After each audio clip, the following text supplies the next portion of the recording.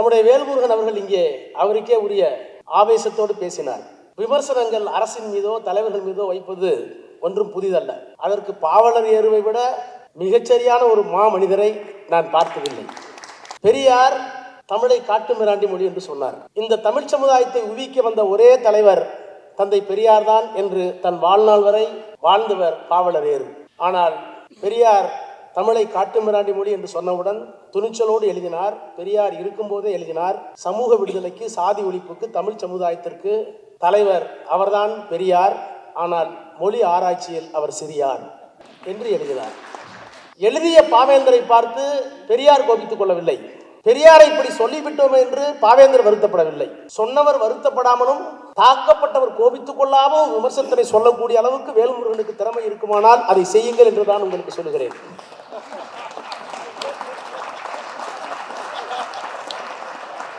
இன்றைக்கு இருக்கிற அரசாங்கம், மத்தியிலே இருக்கின்ற ஒன்றியத்தில் இருக்கின்ற அரசாங்கம் தமிழுக்கு விரோதமான அரசாங்கம், தமிழர்களுக்கு விரோதமான அரசாங்கம். நான் பெருமையோடு சொல்லுகிறேன். எந்த துணிச்சலோடு, எந்த உணர்வோடு இந்த மேடையில் நாங்கள் நின்று கொண்டிருக்கிறோம். நாங்கள் தனித்தமிழ்நாடு, இறையாண்மை உள்ள தனித்தமிழ்நாடு, பூகோள ரீதியான தமிழ் தமிழ்நாடு நாங்கள் கேட்காமல் இருக்கலாம், பிரிவினை கேட்காமல் இருக்கலாம்.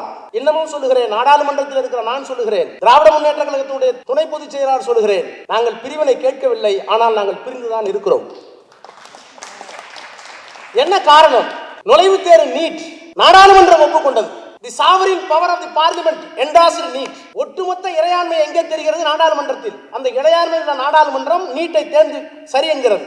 ஆனால் எங்கள் சட்டமன்றம் உன்னுடைய நீட் தவறு என்கிறது. நாங்கள் பிரிந்திருக்கிறோம். விஸ்வகர்மா திட்டம் 1952 நாங்கள் குலக்கல்வியை எதிர்த்து விட்டோம். ஆனால் நீங்கள் விஸ்வகர்மா திட்டம் என்று சொல்லி நான் நாடாளுமன்றத்திலேயே பதிவு செய்தேன். 65 வயது 70 வயதுக்கு மேல் ஒருவரால் பிழைக்க முடியவில்லை என்றால், அவருக்கு செருப்பு தைக்கிற தொழில் தான் செய்ய தெரியும் என்றால், அவருக்கு நகை தைக்கிற தொழில் தான் தெரியும் என்றால், அவருக்கு சிகை அலங்காரம் செய்வதுதான் தெரியும் என்றால், 70 வயதுக்கு மேல் அவருக்கு இனிமேல் முடியாது என்று சொன்னால் உதவி செய், நியாயம் இருக்கிறது. ஆனால் 15 வயது முடிந்தவுடன், 10வது முடிந்தவுடன் நான் 5 லட்சம் ரூபாய் தருகிறேன், நீ உன்னுடைய குலத்தொழிலை பார் என்று பீற்றிக் கொண்டு அதற்கு 30,000 கோடி பணம் கொடுக்கிறேன், 3000 கோடி பணம் கொடுக்கிறேன். அந்த திட்டத்தை இந்தியா முழுக்க எல்லா முதலமைச்சரும் பாராட்டுகிறார்கள். தமிழ்நாட்டுடைய முதலமைச்சர் திராவிட மாடல் நாயகன் முத்துவேல் கருணாநிதி ஸ்டாலின் அவர்கள் தான் முடியாது, நாங்கள் பிரிந்திருக்கிறோம், பிரிவினை கேட்கவில்லை, பிரிந்திருக்கிறோம். திராவிடர்கள் என்ற இனமரபை பாவாணர் ஒப்புக்கொண்டாரா? ஒப்புக்கொண்டார். அம்பேத்கர் என்ன சொன்னாரோ அதை அப்படியே எழுதியிருக்கார். தமிழ் வரலாறு புத்தகம் பாவாணர். திரமிழங்கிற வார்த்தை தான் தமிழ் வந்தது. ஒரு காலத்தில் நாகர்கள் தான் பயன்படுத்தினார்கள். வடக்க தமிழ் மண் தான் இருந்தது. ஒடுங்க ஆரியர்கள் வர வர தமிழர்கள் மூளைக்கு வந்தோம். எனவே இன்றைக்கு தமிழாக இருக்கிறது. தமிழ் என்பதும் திராவிடம் என்பதும் தமிழம் என்பதும் பாவாணர் ஒப்புக்கொண்டார். நான் இன்றைக்கு கேட்கிறேன், பாவாணர் ஒப்புக்கொண்டதற்கு பிறகு, பெருஞ்சித்திரனார் ஒப்புக்கொண்டதற்கு பிறகு திராவிடம் உண்டா இல்லையா என்று கேட்கிற உரிமை இந்த மண்ணில் வேறு எவனுக்கும் இல்லை என்பதை இந்த மேடை சொல்லியாக வேண்டும். பாவலர் பெருஞ்சித்திரனாருடைய நூல்களை வெளியிடுகின்ற வாய்ப்பினை அன்பு சகோதரர் பொழிலனவர் வாயிலாகவும் அவருடைய குடும்பத்தார் வாயிலாகவும் பெற்று இந்த அரங்கத்திலே நூலினை வெளியிட்டு ஒரு சில வார்த்தைகள் உங்களோடு கலந்து கொள்வதிலே மற்றற்ற மகிழ்ச்சி அடைகிறேன். இந்த நூல் வெளிவருகின்ற காலகட்டம் இந்திய அரசியலில், தமிழ்நாட்டு அரசியலில் மிக நெருக்கடிக்குள்ளான, புழுக்கத்திற்கு உள்ளான ஒரு காலகட்டம். பாவலர் வாழ்ந்தபோது இருந்த எதிரிகளினுடைய அமைப்பும் அவர்களுடைய ஆயுதமும் வேறு மாதிரியாக இருந்தது. பாவலர் அவர்கள் வாழ்ந்த காலத்தில் அவர் சந்தித்த கொள்கை எதிர்ப்பு என்பதும் தத்துவ எதிர்ப்பு என்பதும் வடிவங்களில் வெவ்வேறாக இருந்தது. இன்னும் சொல்ல போனால் அந்த வடிவங்களுடைய உக்கிரம் கூட வெவ்வேறு மாதிரியாக இருந்தது. ஆனால் இன்றைக்கு வெளிப்பகை மட்டுமல்ல, உட்பகையும் சேர்ந்து தமிழ் இனத்தை சூழ்ந்து கொண்டிருக்கிற சூழலில்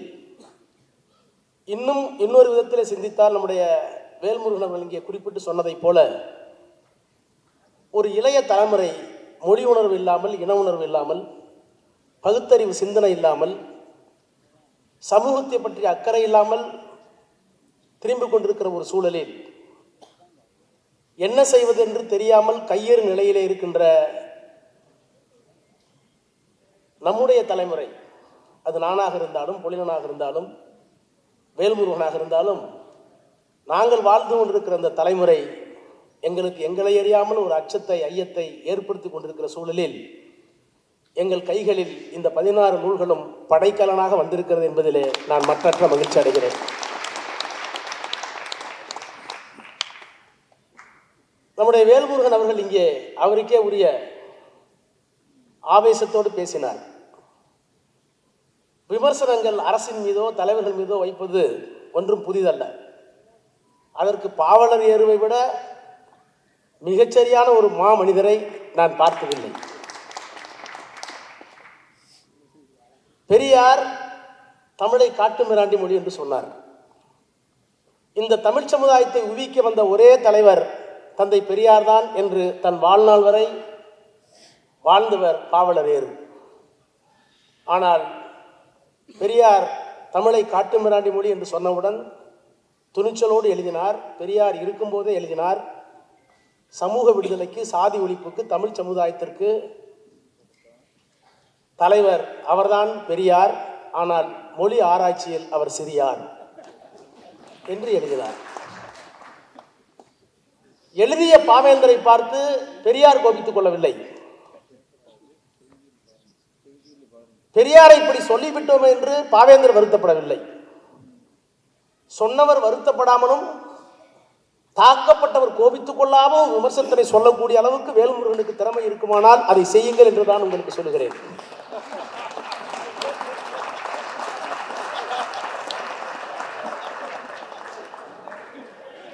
தனித்தமிழ்நாடு தீர்மானத்தை கொண்டு வந்தவர் பெருஞ்சித்திரனார். அதே காலகட்டத்தில் மாநில சுயாட்சி தீர்மானத்தை சட்டமன்றத்தில் கொண்டு வந்தவர் கலைஞர். கலைஞருடைய மாநில சுயாட்சி தமிழனுடைய விடுதலைக்கு ஒவ்வாது, அது தற்காலிக தீர்வு என்று தீர்க்கமாக நம்பியவர் பாவலர் ஏறு. பாவலரிடத்திலே போய் கேட்டார்கள், கலைஞர் மாநில சுயாட்சி தீர்மானம் ஏற்றிருக்கிறார் என்று. பாவலர் சொல்லுகிறார், குறிப்பிட்டு சொல்லுகிறார், இன்றைய தமிழனின் தலைமைக்கு, குறித்துக் கொள்ளுங்கள், இன்றைய தமிழனின் தலைமைக்கு லட்சிய தெளிவில்லை, ஆனால் இவரை விட்டால் தமிழனுக்கு வேறு தலைவர் இல்லை. இந்த விமர்சனத்திற்கு கலைஞரும் கோபித்துக் கொள்ளவில்லை, தமிழ்நாடும் கோபித்துக் கொள்ளவில்லை. அதிலே நியாயம் இருப்பதாக கலைஞரும் உணர்ந்தார். எனவே விமர்சனங்கள் என்பது வேறு. 1999 திராவிட முன்னேற்ற கழகம் பாரதிய ஜனதா கட்சியோடு கூட்டணி. நான் மத்தியிலே அமைச்சராக இருக்கிறேன். ஆசிரியர் வீரமணிக்கும் தலைவருக்கும் பேச்சுவார்த்தை இல்லை. தாய் கழகத்துக்கும் செய்கழகத்துக்கும் உறவு இல்லை, ஒட்டு இல்லை. முரசொலியிலே கடுமையான விவாதங்கள் வரும், விமர்சனங்கள் வரும். ஆசிரியர் எழுதுவார், கலைஞரை தாக்கி கலைஞரின் இதயம் காயப்பட்டு விடக்கூடாது என்பதற்காக என்னை போன்றவர்கள் விடுதலையை மறைத்து வைப்போம். ஏனென்றால் விடுதலை மாலையிலேயே வந்துவிடும். ஆனால் கலைஞருக்கு இருக்கிற ஒரு நல்ல பழக்கம், முதலில் அவர் படிப்பது விடுதலையை தான். சில நாட்களிலே கடுமையாக வந்தால் ஒரு நாள் அந்த விடுதலையை அவர் மறைத்து விட்டோம். நாளும் அவருடைய உதவியாளர் சண்முகநாதனும் விடுதலை எங்கே என்று கேட்டார். தயங்கிக் கொண்டே வரவில்லை என்று சொன்னோம். விடுதலை வராமல் இருக்காது, எடுத்து வா என்றார். எடுத்து வந்து பார்த்தால் கலைஞரை மிக கடுமையாக தாக்கியிருக்கிறது. என்னை பார்த்தார். நான் திராவிடர் கழகத்திலிருந்து வந்தவன் என்று தெரியும். கலைஞர் சொன்னால் ஒரு குருநாதரை மாட்டிவிடக்கூடாது என்பதற்குதானே மறைத்தா என்றார். சொல்லிவிட்டு சொன்ன அடுத்த வார்த்தை, விடுதலை இப்படி வந்தால்தான் அவர் வீரமணி, இல்லை என்றால் ஈரமணி. கற்றே எழுதியிருக்கேன். 2 பேரும் உயிரோடு இருக்கும்போது கற்று எழுதுங்க, 2 பேர்த்தையும் பேசியிருக்கேன். எனவே விமர்சனங்கள் நியாயமாகவும் கூர்மையாகவும் வருகிற போது அதை ஏற்றுக்கொள்கின்ற மனச்செம்மை படைத்தவர் தான் திராவிட மாடல் ஆட்சியினுடைய நாயகர் மாண்புமிகு முத்துவேல் கருணாநிதி ஸ்டாலின் அவர். ஏதாவது இடைவெளி இருக்குமானால் நிச்சயமாக உங்களுடைய கருத்துக்களை முதலமைச்சரிடத்தில் எடுத்து செல்வேன் என்பதை இந்த நேரத்திலே, இந்த மேடையிலே நான் குறிப்பிட்டு சொல்ல விரும்புகிறேன். இந்த மேடையிலே நாம் எல்லோரும் இருக்கிறோம். முந்திரி காடுகளிலே தமிழர் விடுதலை படைக்காக திரிந்த வேல்முருகனும் இருக்கிறார். ஜனநாயகத்தில் நம்பிக்கையுடைய மறுமலர்ச்சி திராவிட முன்னேற்ற கழகத்தினுடைய உறுப்பினர்கள் இருக்கிறார்கள். அரசியல் சட்டத்தை பாதுகாப்போம் என்கின்ற குரலை நாடாளுமன்றத்திலே முழங்கிவிட்டு வந்திருக்கிற ராஜா இங்கே இருக்கிறேன். எதிர்த்தரப்பில் இருந்து கேட்டார்கள், அரசியல் சட்டத்தை நீங்கள் எரிக்கவில்லையா என்று கேட்டார்கள். சாதியை ஒழிக்க வேண்டும் என்று பெரியார் விரும்பினார், எரித்தார். எங்களுடைய கோரிக்கை அப்படியே இருக்கிறது. ஆனால் அரசியல் சட்டம் சொல்லுகின்ற we the people of India having solemnly resolved to constitute India into a sovereign, secular, socialistic, democratic republic. இது ஒரு இந்திய குடியரசு என்பது ஜனநாயக குடியரசாக, மதச்சார்பற்ற குடியரசாக, சமதர்ம குடியரசாக இருக்க வேண்டும் என்கின்ற அந்த அடிப்படை பண்புகளை மாற்றுவதில் உடன்பாடு இல்லை என்கிற அடிப்படையில் அரசியல் சட்டத்தை காப்பாற்ற விரும்புகிறோம். சாதியை காப்பாற்றுகின்ற அரசியல் சட்டத்தை பற்றி விமர்சனங்கள் எங்களுக்கு உண்டு என்று எங்கள் நாடாளுமன்றத்திலே பதிவு செய்துவிட்டு தான் நீங்க வந்திருக்கிறோம். சொல்லுவதற்கு காரணம், தமிழ் மரபாக இருந்தாலும் எங்காக இருந்தாலும் உலகளாவிய சிந்தனை என்பது ஸ்கூல் ஆஃப் தாட் என்று ஆங்கிலத்தில் சொல்வார். சிந்தனை மரபு. RSS ஒரு சிந்தனை மரபு, நமக்கு உடன்பாடு இல்லை. பெரியாரியம் ஒரு சிந்தனை மரபு, மார்க்சியம் ஒரு சிந்தனை மரபு. தோழர் யாக இங்கே வந்திருக்கிறார், நீண்ட படிப்பறிவு உள்ளவர் அவர். எனவே சிந்தனை மரபு என்று வருகிற போது பெருஞ்சித்திரனாருடைய சிந்தனை மரபு, பாவாணருடைய சிந்தனை மரபு என்பது தனித்தமிழ்நாடு, தூய தமிழ், சாதியற்ற சமூகம். இன்னும் கூட பெரியார் அதில் மொழி உணர்ச்சிக்கு போனவர் அல்ல. எனக்கு பாஷாபிமானம் கிடையாது, தேசாபிமானம் கிடையாது, எனக்கு இருப்பதெல்லாம் மனித பற்று மட்டும்தான். அது என்ன காரணம்? ஓ தமிழ் எல்லாம் போய் தேவாரத்திலையும் திருவாசிலையும் உட்காந்துருக்கீங்க. சிவனுடைய தலையில நிலா இருக்குன்னு சொன்னா ஆம்ஸ்டாங் காது வஞ்ச பிற்பாடு நம்பினா அதுக்கு பேர் தமிழா, அந்த மொழி காட்டுமிராண்டி மொழி இல்லைன்னு திரும்ப கேட்டவர் அவர் பக்கமும் நியாயம் இருந்தது. இன்றைக்கு நாம் தனித்தமிழ்நாடு கேட்கின்றவர் யார் இந்த மேடையில் இல்லை. ஆனால் இந்த 16 நூல்களும் வெளியே வருகின்ற நேரத்தில் நாம் எதை சிந்திக்க வேண்டும் என்று சொன்னால், தனித்தமிழ்நாட்டுக்காக அவர் எடுத்து வைத்த வாதங்களை எவ்வளவு தூரம் நான் வெற்றி பெற்றிருக்கிறோம், இன்னும் எவ்வளவு தூரம் வெற்றி பெறவில்லை. தனிநாடு கோரிக்கையை கைவிட்ட போது எண்ணி துணிக கருமம் என்று ஒரு பெரிய புத்தகத்தை அண்ணா எழுதினார். அந்த புத்தகத்தை முதலாக கலைஞர் இடத்திலே கொடுத்து முரசையிலே பதிவு செய்தார். ஒடிந்து போயிருந்தது, பிறகுதான் கொண்டு வந்தோம். காரணங்கள் அப்படியே இருக்கின்றன. ஆனால் அந்த காரணங்களை படிப்படியாக பைய அரசியல் சட்டத்துக்கு உட்பட்டு நாம் வெற்றி பெற முடியுமா என்று விரும்பியவர் அண்ணா. அது ஓரளவுக்கு நிறைவேற்றி காட்டியது கலைஞர். இன்னும் மாநில சுயாட்சி முழுமையாக கிடைத்து விடவில்லை. இன்றைக்கு இருக்கிற அரசாங்கம், மத்தியிலே இருக்கின்ற ஒன்றியத்தில் இருக்கின்ற அரசாங்கம் தமிழுக்கு விரோதமான அரசாங்கம், தமிழர்களுக்கு விரோதமான அரசாங்கம். நான் பெருமையோடு சொல்லுகிறேன், எந்த துணிச்சலோடு எந்த உணர்வோடு இந்த மேடையில் நாங்கள் நின்று கொண்டிருக்கிறோம். நாங்கள் தனித்தமிழ்நாடு, இறையாண்மை உள்ள தனித்தமிழ்நாடு, பூகோள ரீதியான தமிழ் தமிழ்நாடு நாங்கள் கேட்காமல் இருக்கலாம், பிரிவினை கேட்காமல் இருக்கலாம். இன்னமும் சொல்லுகிறேன், நாடாளுமன்றத்தில் இருக்கிற நான் சொல்லுகிறேன், திராவிட முன்னேற்ற கழகத்தினுடைய துணை பொதுச் செயலாளர் சொல்லுகிறேன், நாங்கள் பிரிவினை கேட்கவில்லை, ஆனால் நாங்கள் பிரிந்துதான் இருக்கிறோம். என்ன காரணம்? நுழைவுத் தேர்வு நீட் நாடாளுமன்றம் ஒப்புக்கொண்டது. The sovereign power of the parliament endorsed NEET. ஒட்டுமொத்த இறையாண்மை எங்கே தெரிகிறது? நாடாளுமன்றத்தில். அந்த இறையாண்மை நாடாளுமன்றம் நீட்டை தேர்ந்து சரி என்கிறது. ஆனால் எங்கள் சட்டமன்றம் உன்னுடைய நீட் தவறு என்கிறது. நாங்கள் பிரிந்திருக்கிறோம். விஸ்வகர்மா திட்டம் 1952 நாங்கள் குலக்கல்வியை எதிர்த்து விட்டோம். ஆனால் நீங்கள் விஸ்வகர்மா திட்டம் என்று சொல்லி நான் நாடாளுமன்றத்திலேயே பதிவு செய்தேன். 65 வயது 70 வயதுக்கு மேல் ஒருவரால் பிழைக்க முடியவில்லை என்றால், அவருக்கு செருப்பு தைக்கிற தொழில்தான் செய்ய தெரியும் என்றால், அவருக்கு நகை தைக்கிற தொழில்தான் தெரியும் என்றால், அவருக்கு சிகை அலங்காரம் செய்வதுதான் தெரியும் என்றால், 70 வயதுக்கு மேல் அவருக்கு இனிமேல் முடியாது என்று சொன்னால் உதவி செய், நியாயம் இருக்கிறது. ஆனால் 15 வயது முடிந்தவுடன், 10வது முடிந்தவுடன் நான் 5 லட்சம் ரூபாய் தருகிறேன், நீ உன்னுடைய குலத்தொழிலை பார் என்று பீற்றிக் கொண்டு அதற்கு 30,000 கோடி பணம் கொடுக்கிறேன், 3,000 கோடி பணம் கொடுக்கிறேன் என்ற அந்த திட்டத்தை இந்தியா முழுக்க எல்லா முதலமைச்சரும் பாராட்டுகிறார்கள். தமிழ்நாட்டுடைய முதலமைச்சர் திராவிட மாடல் நாயகன் முத்துவேல் கருணாநிதி ஸ்டாலின் அவர்கள் தான் முடியாது, நாங்கள் பிரிந்திருக்கிறோம், பிரிவினை கேட்கவில்லை, பிரிந்திருக்கிறோம். EWS எக்கனாமிக்கலி வீக்கர் செக்ஷன், பொருளாதாரத்தில் நிறைந்தவர்களுக்கு இடஒதுக்கீடு. அரசியல் சட்டம் என்ன சொன்னது? அரசியல் சட்டத்துடைய பிரிவு 16, 14, 15 எல்லாமே சோசியல் அண்ட் எக்கனாமிக்கலி பேக்வர்ட். சமூகத்தில் பின்தங்கி இருக்க வேண்டும், படிப்பில் பின்தங்கி இருக்க வேண்டும், எக்கனாமிக்கலி பேக்வர்ட் அல்ல. ஆனால் அதற்கு ஒரு வியாக்கியானத்தை கொடுத்து எக்கனாமிக்கலி வீக்கர் செக்ஷன். நான் நாடாளுமன்றத்திலே கேட்டேன், IIT-யில் தாழ்த்தப்பட்ட மக்கள், பிற்படுத்தப்பட்ட மாணவர்கள் இறந்து போகிறார்கள். சூசைட். OBC 2 பேர் இறந்து போயிட்டாங்க. 12க்கு மேற்பட்டவர் IIT-யில் தாழ்த்தப்பட்ட தலித் இளைஞர்கள் இறந்து போய்விட்டார்கள். பார்லிமெண்ட் கமிட்டியில் நான் இருக்கேன். அந்த கூட்டுக்குழுவிலே விசாரணைக்கு IIT-னுடைய டைரக்டர் வந்திருந்தார், அதிகாரிகள் வந்திருந்தார்கள் சாட்சிக்காக. அவர்களிடத்தில் நாங்கள் கேட்டோம், ஆண்டொன்றுக்கு தலித் மாணவர்கள் 1-2 பிற்படுத்தப்பட்ட மாணவர்கள், மிகவும் பிற்படுத்தப்பட்ட மாணவர்கள் தற்கொலை செய்து கொள்கிறார்கள், என்ன காரணம்? அவர்கள் சொன்ன பதில், sorry sir, they are not able to cope up with the syllabus. கரிகுலம் மணிக்கம் ஐயா அவர்களால் எங்களுடைய பாடத்திட்டத்தை முழுமையாக ஏற்றுக்கொண்டு படிப்பதற்கு தகுதி இல்லாதவர்களாக இருக்கிறார்கள். அவர்கள் பெற்ற மதிப்பெண் என்ன? 196, 200. நான் அடுத்த கேள்வி கேட்டேன். இப்பொழுது இடபிள்யூஎஸ் வந்திருக்கிறது. 200க்கு 196 பெற்றிருந்தால் அவரால் சிலபஸை படிக்க முடியல, பாடத்திட்டத்தை உள்வாங்கிக்க முடியல, தகுதி இல்லை. ஏனென்றால் அவர் தாழ்த்தப்பட்டவர்.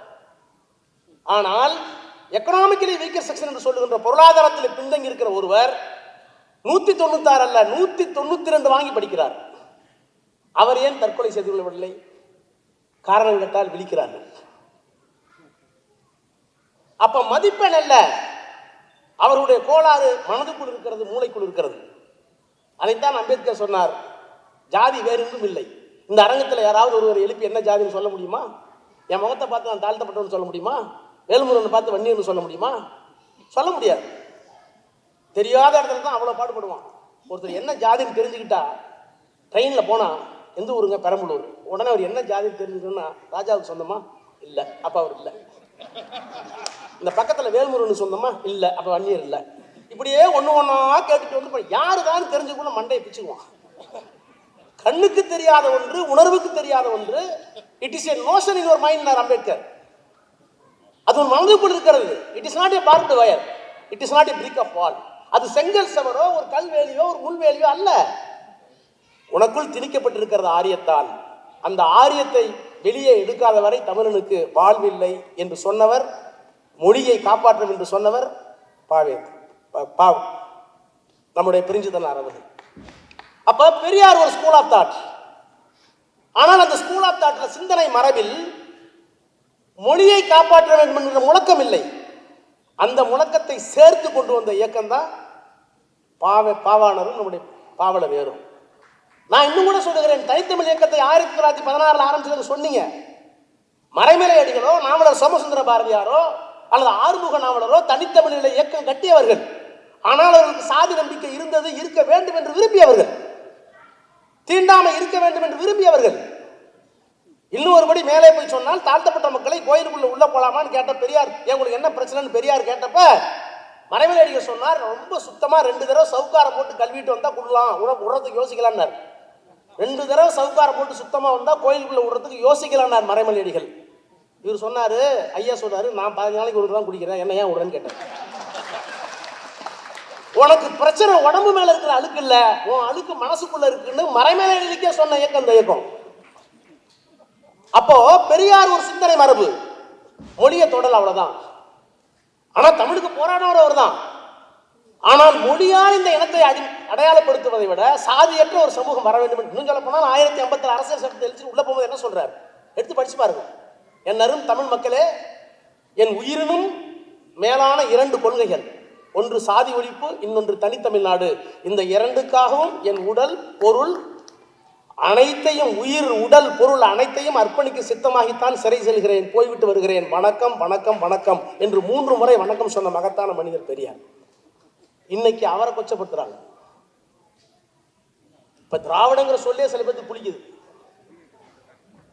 திராவிடம் என்ற சொல் எந்த மரபு சிந்தனைக்கு எதிரானது?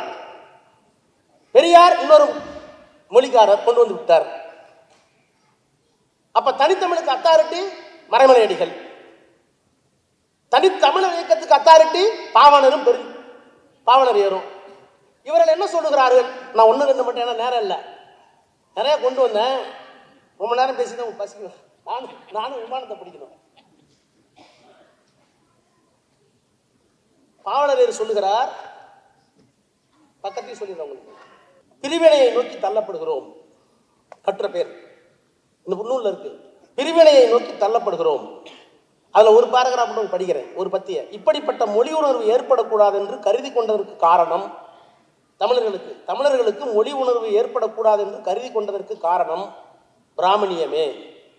பொதுவாக பார்ப்பனர்கள் இந்தியா முழுமையும் பரவியுள்ளனர் என்றாலும் அவர்களின் மிகுந்த வலிமை தென்னகத்திலேயே ஊடுருவி நிற்கின்றது. தென்னக திராவிட குடும்பத்தில் அவர்களின் வல்லாண்மை மொழி அளவிலும், தென்னக திராவிட குடும்பத்தில், திராவிடம் பெருஞ்சித்திரனால் ஒப்புக்கொள்ளப்பட்ட ஒன்று, திராவிட குடும்பத்தில் அவர்களின் வல்லாண்மை மொழி அளவிலும் இன அளவிலும் 2 கலந்து இருக்கிறது. திராவிட மொழிகளான மலையாளம், தெலுங்கு, கன்னடம் முதலியவற்றிலிருந்து சமஸ்கிருதம் முற்றும் நீக்கப்படுமானால் அவற்றின் எஞ்சிய பகுதிகள் எல்லாம் தமிழ் மொழியாக ஒளிவிடுவதை எவரும் மறுத்தோ தடுத்தோ விட முடியாது.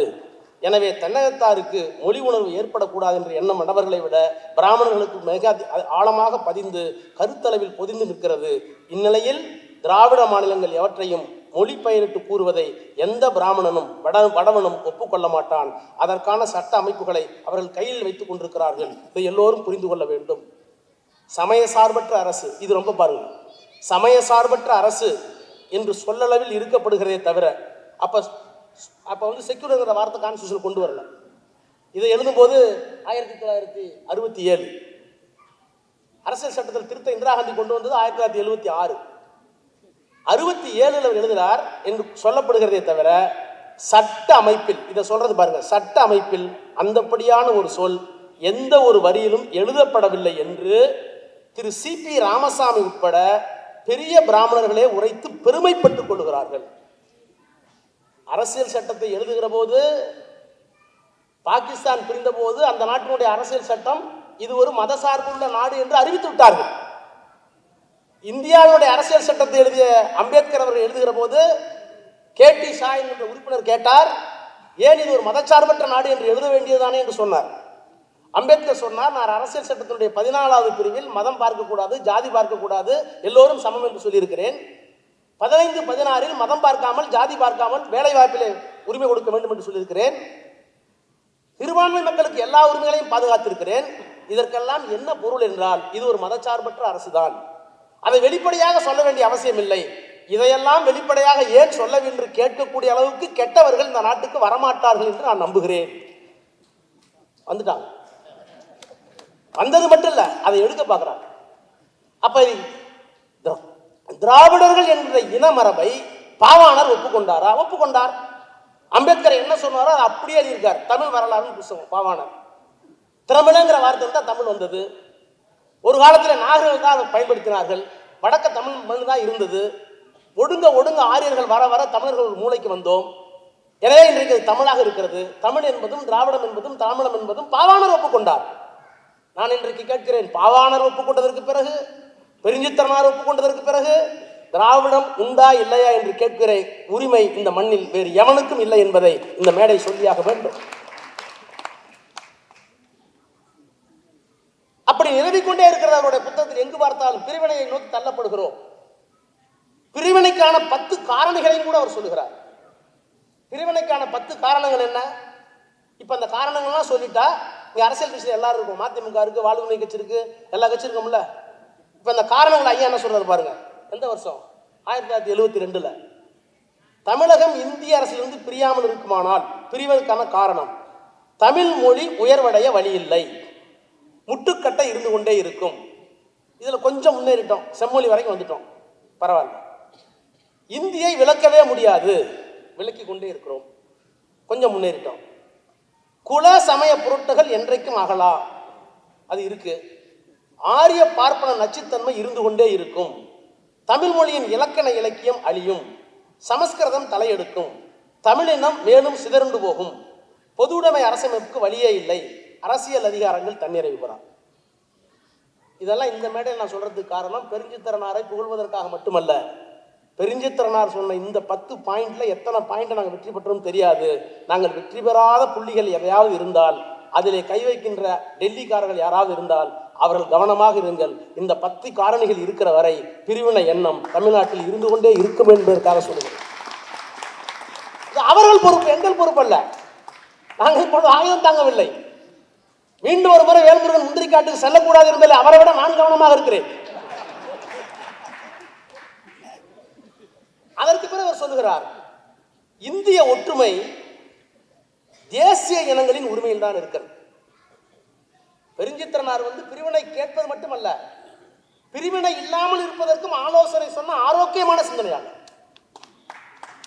இந்திய ஒற்றுமையை விரும்பினால் தலைப்பே இந்திய ஒற்றுமை தேசிய இனங்களின் உரிமையில் தான். எப்படி? வறுமை ஒழிப்பு, சாதி ஒழிப்பு, பொருளியல் சுரண்டல் ஒழிப்பு, பாலின சமத்துவம், சமமின்மையை ஒழிப்பு. வறுமை, சாதி, பொருளியல் சுரண்டல், பாலின வேறுபாடு. இந்த நாளையும் ஒழிப்பதற்கு அரசியல் சட்டத்தில் உன்னால் கொண்டு வர முடியுமானால் தேசிய இனங்களை நீ அங்கீகரிக்க வேண்டும். தேசிய இனங்கள் அங்கீகரிக்கணும்னா தமிழ் ஒரு தேசிய இனம், அந்தந்த மொழியிலே அமைந்திருக்கிற தேசிய இனங்களை நீ அங்கீகரிக்க வேண்டும். இந்த தேசிய இனங்களின் கூட்டமைப்பு தான் ஒன்றிய அரசு என்று நீ ஒப்புக்கொண்டால், அப்படி ஒப்புக்கொண்ட அரசியலே வறுமை, சாதி, பொருளியல் சுரண்டல், பாலின சமத்துவமின்மை இவற்றையெல்லாம் நீங்கள் சரி செய்ய வென்றால் என்ன முடிவுன்னு சொல்றாரு? இந்தியா உறுதியாக இன்றோ நான் இருக்கும் போதோ அல்லது பின்னிட்டோ என் தலைமுறை காலத்திலோ சிதறுண்டு போகும். இப்ப நாங்கெல்லாம் சிதறணும்னு சொல்லல, இந்த மேடையில இந்த 16 தொகுதியில என்னென்னலாம் அவர் எச்சரிக்கை கொடுத்தாரோ அந்த எச்சரிக்கையை ஒழுங்கா கேளுங்கயான்னு சொல்ற, வேற ஒண்ணும் இல்லை. அடுத்து ஒரு கட்டம் எழுதுறார், இந்தியாவின் அமைதியின்மைக்கு இந்திய அரசே காரணம். அதுல ரொம்ப நுட்பமான ஆராய்ச்சி பண்றாரு. இந்திய தேசியம் என்பது கட்டமைக்கப்பட்ட பொய். நல்லா கவனிங்க, இந்திய தேசியம் ஒண்ணு இல்லை. பாகிஸ்தான் நம்மளோட இருக்க வரைக்கும் அது இந்தியா தான். நீ ஒண்ணும் இல்லை, திருப்பதி நம்மளோட இருக்க வரைக்கும் தமிழ்நாடு தான். திருப்பதி அங்க போனோம்னா ஆந்திர தேசியம், தெலுங்கு தேசியம் ஆயிடுச்சு. அததான் பாவாணர் சொன்னார், எதுவரை உன் மொழி நீள்கிறதோ அதுவரை உன் நாடு, எதுவரை உன் மொழி வாழ்கிறதோ அதுவரை உன் இனம். நீ திருப்பதி வரைக்கும் போனா தமிழ்நாடு திட்டு இருக்கும். தேவிகளமும் பீரோடு நம்மளோட இருக்கும்போது தமிழ்நாடு பிரிஞ்சுட்டு அது கேரளா. அப்போ எல்லை சார்ந்த தேசியம், இந்திய தேசியம் என்பது பூகோளம் எவ்வளவு இருக்குது அவ்வளவுதான், அது பொய். எது உண்மை என்றால் மொழிவழி தேசியம். மொழிவழி தேசியம் ஏன் உண்மை என்று சொன்னால் அதற்கு சரித்திரத்தில் எத்தனையோ ஆதாரங்களை பெருஞ்சித்தனார் கொடுக்குறார். பாகிஸ்தான் பிரிஞ்சாங்களா மத ரீதியா? இப்ப இந்த பிஜேபிக்கு இருக்கிற மிகப்பெரிய பிரச்சனைய இந்து தேசியம் புதுசா சொல்றான். இந்திய தேசியம் சரி, நேரு காந்தி எல்லாம் சேர்ந்து வெள்ளக்காரனை துரத்தணும்னு ஒரு தியரியை கொண்டு வந்தாங்க, அது தேவைதான், பொய்யா உண்மையாங்கிற ஆராய்ச்சிக்கு போக வேணாம். அதற்கு பிறகு மொழிவழி தேசியம் உண்மை. தமிழ் தேசியம் உண்டு, மலையாள தேசியம் உண்டு, தெலுங்கு, எல்லா மொழிகளும். அது என்ன சிறப்பு பெருஞ்சித்தர் என்ன சொல்றாருன்னா, எல்லா தமிழ் தேசிய எல்லா தேசிய இனங்களை விட, மொழிவாரி தேசியங்களை விட தமிழுக்கு இருக்கிற சிறப்பு இந்த மொழிதான் வேறு மொழிக்கு கடன் கொடுத்திருக்கிறதே தவிர கடன் வாங்கவில்லைங்கிறார். அப்ப அந்த தமிழ் தேசிய உணர்வு, இனவழி உணர்வு என்பது மற்ற இனங்களை காட்டிலும் இதுதான் பரிசுத்தமானதுன்னு சொல்ல வர்றார். அதை சொல்லிட்டு இந்திய தேசியம் பொய், மொழிவழி தேசியம் மெய். இதை தாண்டி இன்றைக்கு இன்னொரு பொய் வந்திருக்கிறது, இந்து தேசியம். அந்த இந்து தேசியம் எங்க போய், நான் பக்கத்து நாட்டிலே இருக்க, நான் பல தடவை சொல்லியிருக்கேன், மாநாட்டில் கூட சொன்னேன். மதவழி தேசியத்தை தான் பாகிஸ்தான் பிரிந்தது. இந்துக்களாகிய உங்களை நான் நம்ப மாட்டோம் என்று சொல்லி ஜின்னா தான் பாகிஸ்தானை பிரிச்சார். அதை கூட சொல்றாங்க. இன்னைக்கு ஒருத்தர் கேட்கிறார், சவார்கரை பத்தி இன்னைக்கு ஒருத்தர் பேசுறார். சவார்கர் மாதிரி ஒரு தேசபக்தி உள்ளவர் யாரும் இல்லை, தமிழ்நாட்டில் அவர் தவறாக சித்தரித்து விட்டார்கள். முதலில் இந்த மண்ணில் எல்லா மதமும் இஸ்லாமியர்கள் உட்பட எல்லோரும் இருந்தபோது ஜின்னாவை விட ஒரு சுதந்திர போராட்ட வீரர் இல்லை.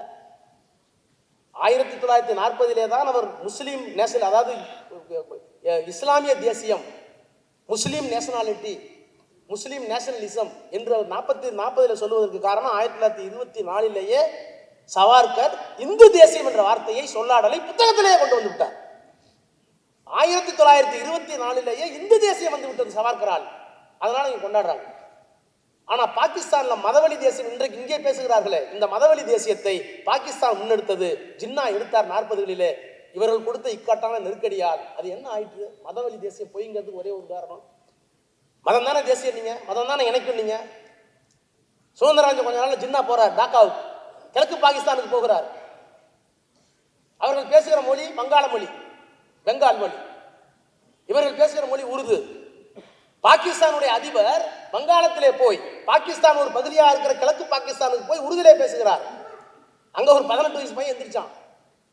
அதிபர் அவர்களே, பேசுவதாக இருந்தால் எங்கள் தங்க மொழியில் வங்க மொழியில் பேசுங்கள் என்று சொன்னான். நான் பேச முடியாது, உறுதியில் தான் பேசுவேன் என்று சொன்னார். அன்றைக்கு மூறி முழங்கினான். என்னுடைய மொழியை இங்கே பேசாதவரை நான் அனுமதிக்க மாட்டேன் என்று கலகம் செய்தான். அவன் தான் முஜிபுர் ரஹ்மான். பின்னாளில் வங்கதேசத்தை பிரித்தான். மொழி தேசியம் தான் பாகிஸ்தான் நினைச்சு எதை எதிர்த்து? மதவழி தேசியத்தை எதிர்த்து. அப்ப இந்திய தேசியம் போய், மதவழி தேசியம் போய், மொழிவழி தேசியம் தான் உண்மை என்பதை அன்றைக்கே கோடிட்டு காட்டி தனியாக ஒரு கட்டுரை எழுதிய பெருமை இந்த மண்ணில், பாவேந்தருடைய வீரியத்தை தாண்டி எழுதிய பெருமை இவருக்குத்தான் இருக்கிறது. அதே போல இப்ப திடீர்னு ஒண்ணு இந்த இந்த இந்த தமிழ்நாட்டில் இருக்கிற அருந்ததியர், நாயுடு, எங்கள் ஊரில் ஒக்கலி கூட இருக்காங்கல்ல, கன்னடம் பேசுகிறவங்க, அப்புறம் படுகர், இவரெல்லாம் தமிழர்களே இல்லை அப்படின்னு ஒரு புது தியரி. அதெல்லாம் எங்கேருந்து எடுத்தாங்கன்னு தெரியல. அதையும் தெரிஞ்சுத்தனார் பாருங்க. இப்படிப்பட்ட ஆள்லாம் பின்னாடி வருவான், நாட்டை குழப்புவான், நம்ம சாவரத்துக்குள்ளே எழுதி வச்சுட்டு போயிடலாம் அவர் எழுதி வச்சிருக்காரு. என்ன சொல்றாரு? தமிழ் ஒரு கட்டுரை, தமிழை விரும்புங்கள், தமிழ்நாடை நேசியுங்கள், தமிழ்நாடு மீது பற்று வையுங்கள். 1988. கன்னடமும் கலிதெலுங்கும் கவின் மலையாளமும் தாயே தமிழே உன் உதிரத்தே உதித்தெழுந்து ஒன்று பல ஆயிடினும் ஆரியம்போல் உலக வழக்களித்தொழிந்து சிதையாவும் சீரிலமை. தாயிலிருந்து தான் போலீஸ் எல்லா மொழியும் சொல்லிட்டு தெலுங்கு கன்னடம் நம்முடைய பாட்டி மொழிங்கிறார். தமிழ் என் தாய்மொழி, தெலுங்கும் கன்னடமும் பாட்டி மொழி. அவர்கள் தமிழர்கள் தான், அவர்கள் இங்கேயே தம்பி தமிழர்களாக மாறிவிட்டார்கள், உணர்வால் தமிழர்கள், ஒரு மொழி பேசுகிறார்கள் கூடுதலாக அப்படின்னு அதை தமிழ் படுத்துறார். சொல்லிட்டு இவர்களுக்கு எதிராக ஏதாவது கருத்து சொல்லப்படுமானால் அப்படி சொல்லுபவர்கள் கருத்து குருடர்கள். நான் சொல்லல, கருத்து குருடர்கள்னு பெருஞ்சித்திரனார் இப்ப யார சொல்றாரு தெரியுதா உங்களுக்கு? எழுதிருக்கு. ஏன்னா அவங்க நம்ம திராவிடத்திற்கு பாவலர் சொல்றார், அப்படி சொல்லுவர்கள் கருத்து குருடர்கள். அப்புறம் அதை விட ஒண்ணு, கலைஞர் தோத்து போறார் எம்ஜிஆர். இவருக்கு எம்ஜிஆர் பிரிஞ்ச உடனே ஒரு தலைப்பு எழுதுறார், அருட்செல்வர் ஆட்சியை அறநீட்டு காட்க. ஒரு தலைப்பு. அருட்செல்வர்னா கருணாநிதி. இவர் தான் கலைஞர், பேர் சொல்ல மாட்டார்ல தமிழ், அது வடமொழின்னு. அருட்செல்வர் ஆட்சியை அறநீட்டு காட்க அப்படின்னு எழுதுறாரு. அதே இவரை விட பெரியாரை விட மோசமா இருக்காரு. ஜெயலலிதா தடா போடான்னு சொன்னிச்சுல்ல, ஒரு வார்த்தை போடுறாரு, சொல்லக்கூடாதுன்னு சொல்றேன். அவளை விரிஞ்சதான பேச, புழுவாய் நெளிந்து புண்புற்று ஒளிக. ஏன் வார்த்தை இல்ல. எம்ஜிஆர் இறந்து போறாரு, தமிழகத்தை பிடித்த காரில் ஒளிந்தது. இப்படிலாம் அவரால் மட்டும் தான் சொல்ல முடியும். சொல்லிட்டு கலைஞர் தோத்து போனோன்னு அவர் எழுதுறார். தலைப்பே, அரசியலை விட்டு விலகி தமிழக விடுதலைக்கு வாருங்கள் தலைமைதான். அரசியலை விட்டு விலகி தமிழக விடுதலைக்கு தலைமை தாங்குங்கள். அதுக்கு ஒரு பெரிய நீண்ட கட்டுரை. அதை நீங்க படிச்சீங்கன்னா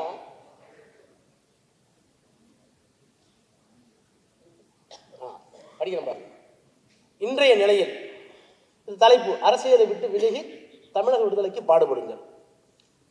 இது எழுதின வருஷம் 1977 முடிஞ்ச உடனே 80. இன்றைய நிலையில் உலகம் வாழ் தமிழர் எல்லாம் ஒரே ஒரு தலைவராக உங்களை மதிக்கவும் போற்றவும் வைக்கும் தலையாய முழக்கமும் இதுதான். மற்றபடி உங்களுக்கு நீ என்ன தேவை இருக்கிறது? உங்களுக்கென்று எத்தனை நாடப்போகிறீர்கள்? நீங்கள் அமர்ந்த நாற்காலி சூட்டில் எவன் வேண்டுமானாலும் வந்து குளிர் காய்ந்து கொள்ளட்டும். கருத்தழியாதீர்கள். நீண்ட நெடும் வரலாறு உங்களுக்கு காத்து கிடக்கிறது. இன்றைய நிலையில் உலகத் தமிழர் விடிவுக்கென எழுச்சி குரல் கொடுக்கும் இன்னொரு தலைவரை நாங்கள் காண முடியவில்லை. இது இந்த தலைப்பை போட்டு, உங்களை விட தமிழினத்துக்கு தமிழுக்கு தலைவர் இல்லை, இந்த அரசியல் உங்களுக்கு வேணாம், தமிழக விடுதலைக்கு வாருங்கள் என்று எழுதியவர் பாவலரேர். எனவே எதற்கு சொல்லுகிறேன் என்று சொன்னால், நம்ம வந்திருக்கிற எல்லோரும் நாளைக்கு ஆயுதம் தமிழ்நாடு கேட்கல. அதுவும் நானெல்லாம் அரசியல் சட்டத்துக்கு உட்பட்டு அரசியல் சட்டத்தை காப்பாற்றுன்னு உறுதிமொழி கொடுத்துட்டு தாங்க வந்திருக்கோம். ஆனால் பாவலரேர் அவர்கள் அன்றைக்கு வைத்த கோரிக்கை, தமிழனுடைய விடுதலைக்காக, தமிழ்நாட்டினுடைய விடுதலைக்காக என்னவெல்லாம் அந்த கோரிக்கையை வைத்தாரோ, அந்த கோரிக்கைகளில் எவையெல்லாம் இன்னும் உயிர்ப்போடு இருக்கிறதோ, இறந்து போயிருந்தால் நல்லது, அவையெல்லாம் நம்முடைய வெற்றிகள். இன்னும் எவையெல்லாம் உயிர்ப்போடு இருக்கிறதோ அந்த உயிர்ப்போடு இருப்பதை அளிப்பதற்கு மத்திய அரசு முன்வர வேண்டும், மற்ற அரசுகளும் முன்வர வேண்டும். நம்முடைய கருத்தை சிதையாமல் காப்பாற்றுவதற்கு இங்கே ஒரு திராவிட மாடல் அரசு இருக்கிறது. நாம் வேல்முருகனாக இருந்தாலும் மற்றவர்களாகவும் சொல்லுகிறேன், இந்த திராவிட மாடல் அரசு நிச்சயமாக பாவாணராக இருந்தாலும், பாவலரேர் பெருஞ்சித்திரனாக இருந்தாலும், மறைமலையடிகளாக இருந்தாலும், அண்ணாவாக இருந்தாலும், கலைஞராக இருந்தாலும், பெரியாராக இருந்தாலும் மொழி இனம் விடுதலை பெற வேண்டும் என்கின்ற அந்த உணர்வோடு அரசியல் சட்டத்திற்கு உட்பட்டு இயங்குகின்ற ஒரு அரசாக இந்த அரசு இருக்கிறது. எனவே இந்த அரசிற்கு நாம் துணை நின்று அதன் வழியில் நின்று நம்முடைய விடுதலை படைப்பதற்கு இந்த 16 நூல்களும் பயன்படுத்தும் என்று சொல்லி உங்கள் அனைவரையும் வணங்கி விடைபெறுகிறேன். நன்றி.